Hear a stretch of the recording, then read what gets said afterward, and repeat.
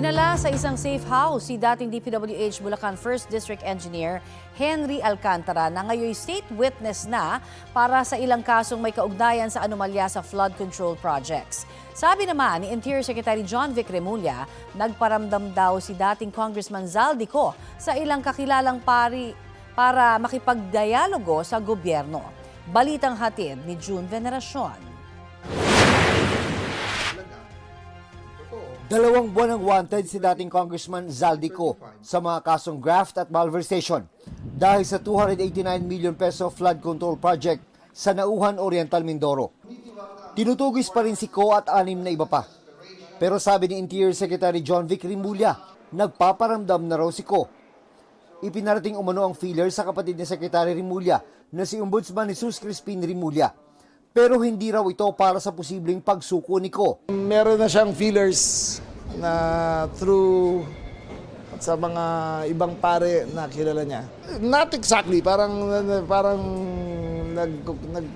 nagpapakonect na gustong ng dialogue sa amin. So, pero of course, that's not verified. Parang nagsabi pa lang, sinabi ng kaibigan na pinaparating. So, kakausapin namin yan. Sa huling monitoring, nasa Portugal umano si Ko at may hawak na Portuguese passport kaya hindi basta maipadeport. Siyempre, we take them seriously. Yung gusto makapag-dialogue, kakausapin namin yan. Pero kung bribe, ay wag na.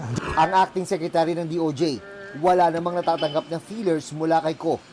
Nasa kustodiya na ng DOJ si dating DPWH Bulacan 1st District Engineer Henry Alcantara na ngayoy state witness para sa ilang kaso kaugnay sa flood control scandal. Mula sa Senado, dinala si Alcantara sa isang safe house. Hindi naman na nagbigay ng detalye ang DOJ tungkol sa proteksyon na ibibigay nila kay Alcantara. What I can confirm is si Engineer Alcantara is already under the protective custody of the program.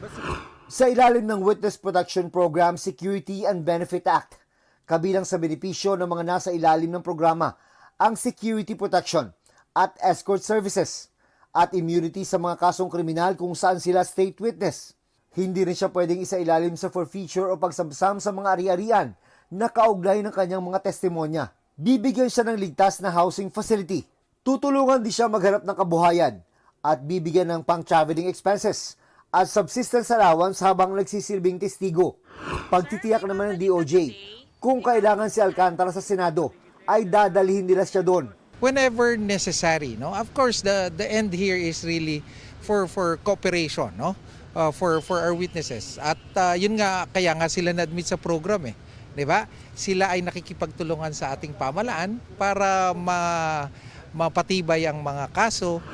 Nasa DOJ rin si dating DPWH Undersecretary at ngayon state witness na si Roberto Bernardo para sa case build-up o pagpapatibay ng kaso kaugnay sa flood control projects. June Veneracion, nagbabalita para sa GMA Integrated News.